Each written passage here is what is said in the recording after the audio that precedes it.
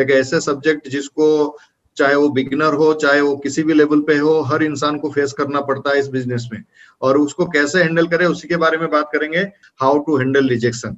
Friends, ये नाम जैसे ही पढ़ने में आता है या जैसे ही पढ़ते हैं तो बहुत सारे सवाल आता है, यार रिजेक्शन क्यों आता है। कहा जाता है बिजनेस के अंदर शुरू में 6 महीने के अंदर 70 से 80% लोग इस बिजनेस को क्विट कर जाते हैं, और उनका जो मुख्य कारण होता है वो कारण रिजेक्शन ही होता है। दूसरा सबसे बड़ा इंपॉर्टेंट चीज क्या है कि ये समझना जरूरी है कि रिजेक्शन आता क्यों है। फ्रेंड्स, अगर मैं रिजेक्शन की बात करूं तो हमारी जो लाइफ है वो रिजेक्शन से ही शुरू होता है। शुरू में जब हम छोटे थे, अगर आप अपने बचपन पे लेके जाएंगे तो जब आप छोटे थे 2-3 साल की चॉकलेट मांगे होंगे, तब भी किसी ना किसी पेरेंट्स ने मना किए होंगे।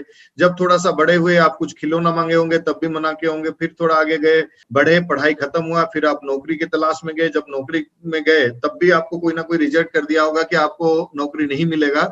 और ये पार्ट ऑफ लाइफ, ये हमारी ब्लड में है, हमारी आदत में है, हमारी हैबिट में। हम रिजेक्शन, हमें भी लोग रिजेक्ट करते हैं और हम भी लोगों को रिजेक्ट करते हैं। ये एक तरफा नहीं होता है। अगर आज की डेट में बात करें, आज सुबह से शाम तक आपके पास बहुत सारे फोन आते होंगे, किसी का क्रेडिट कार्ड के लिए, किसी को लोन के लिए, किसी को कुछ और के लिए। लेकिन हम इमीडिएटली, कि आप प्रॉपर्टी वाले का भी फोन आता होगा, आपको जरूरत नहीं है तो आप इमीडिएटली मना कर देते, नहीं मुझे नहीं चाहिए। हो सकता है उसको थोड़ी देर के लिए खराब लगे, लेकिन वो कुछ सेकंड के अंदर फिर दूसरा कॉल मिलाते होंगे और लगातार वो इस काम को करते रहते हैं। रिजेक्शन होना हमारी बिजनेस की एक पार्ट है। आइए समझते हैं 2 तरीके से। पहले तो रिजेक्शन का आइदर हमें रिजेक्ट लोग करते हैं, या फिर जो लोग हम जिनको प्लान दिखाते हैं वो भी कहीं ना कहीं मना कर देते हैं। और हमें क्यों मना करते हैं, ये दोनों एंगल से देखना है। क्योंकि कुछ लोग हमें मना कर देते हैं, और हम जब किसी के पास जाते हैं और हमें मना करते हैं, मतलब डिस्ट्रीब्यूटर पॉइंट ऑफ व्यू से। और दूसरी चीज क्या है कि कुछ लोग उनकी तरफ पॉइंट ऑफ व्यू से, दोनों पॉइंट को बराबरी से देखेंगे कि डिस्ट्रीब्यूटर का क्या कमी रहता है जिसकी वजह से रिजेक्शन मिलता है, या उनके अंदर प्रोस्पेक्ट के अंदर क्या कमी रहता है जिसकी वजह से हमें रिजेक्शन को सुनना पड़ता है। सबसे पहले डिस्ट्रीब्यूटर पॉइंट ऑफ से सुनते हैं। डिस्ट्रीब्यूटर जब भी इस बिजनेस में कोई आता है, सबसे बड़ा कारण होता है लैक ऑफ कन्विक्शन। कन्विक्शन का मतलब क्या है कि हमारे पास इतना विश्वास नहीं होता इस इंडस्ट्री के प्रति। सच्चाई यही है कि शुरुआत में, चाहे मैं हूं, चाहे कोई भी सक्सेसफुल नेटवर्कर हो, शुरू में कभी भी इतना कन्विक्शन नहीं होता कि इंडस्ट्री में हम कैरियर बना सकते हैं, या इंडस्ट्री में हम बहुत पैसा कमा सकते हैं, या इंडस्ट्री हमारी जिंदगी बदल सकती है। ये विश्वास नहीं होता। तो ये लैक ऑफ कन्विक्शन की वजह से हम किसी को भी जाके जब अप्रोच करते हैं, बहुत ही आधे अधूरे मन पे और छुपते हुए बोलते हैं कि भाई तुम आ जाओ। क्यों बोलते हैं? क्योंकि हमें डर लगता है कि अगर उसको ये पता चल जाए कि ये काम कर रहा हूं तो वो क्या सोचेगा। तो कहीं ना कहीं हम अपने कन्विक्शन के वजह से शुरू में नो सुनना पड़ता है। ये सबसे बड़ा एक मुख्य कारण होता है। दूसरा कारण क्या होता है कि बहुत सारे लोग होते हैं जिनको लगता है कि यार मैं ये काम कर सकता हूं बिना सीखे, मुझे कुछ जरूरत नहीं सीखने का, क्योंकि ये इसमें क्या सिखाना क्या है, ये तो लोगों को बोलना है, मैं तो कर दूंगा। बहुत सारे लोग ऐसे सोचते हैं। बट सच्चाई क्या है, आप किसी भी फील्ड में हो, आप अपने किसी भी प्रोफेशन में हो, अगर आप एक्सपर्ट है अपने प्रोफेशन में, बट इस बिजनेस में आपको सीखना पड़ेगा। बिना सीखे जब आप किसी भी फील्ड में जाते हैं तो आपको रिजेक्शन सुनना पड़ेगा। ये एक फैक्ट है।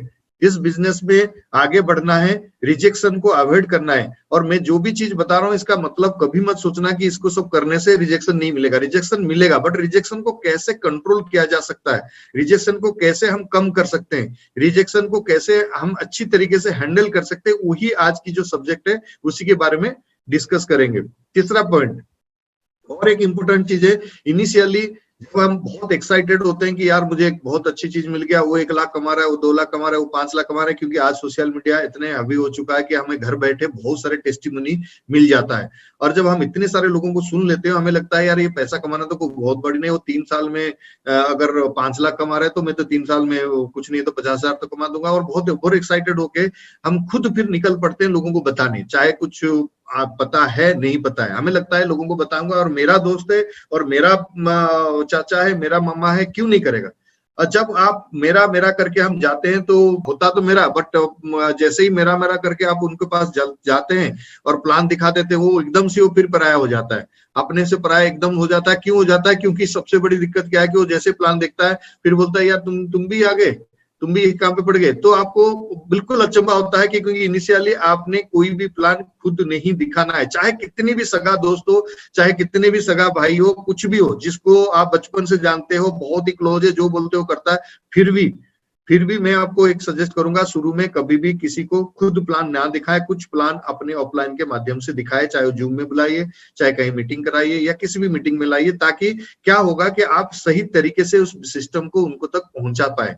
और शुरू में जब किसी भी चीज की गड़बड़ी हो जाता है ना, उसको फिर भरपाई करना बहुत मुश्किल हो जाता है। मेरे काफी दोस्त को मैं शुरू में ऐसे प्लान दिखाया जिसको कुछ भी पता नहीं था, मैं भी आया, बोला इतना पैसा दो, इतना मिलेगा, इतना करेगा, और उन्होंने बिजनेस में आए नहीं। लेकिन मुश्किल क्या है, गलती क्या हुआ, वो तो आए तो नहीं है, लेकिन आज तक भी नहीं सुन रहे। क्यों नहीं सुन रहे? क्योंकि वो शुरुआत की कुछ ऐसे गलतियां जिनकी माइंड में ये डाल दिया कि ये करना है, 2-4 लोगों को लाना है, ये लाना, आज कितने भी अप्रोच कर लो फिर भी नहीं आते, उनको लगता है वही तो काम है।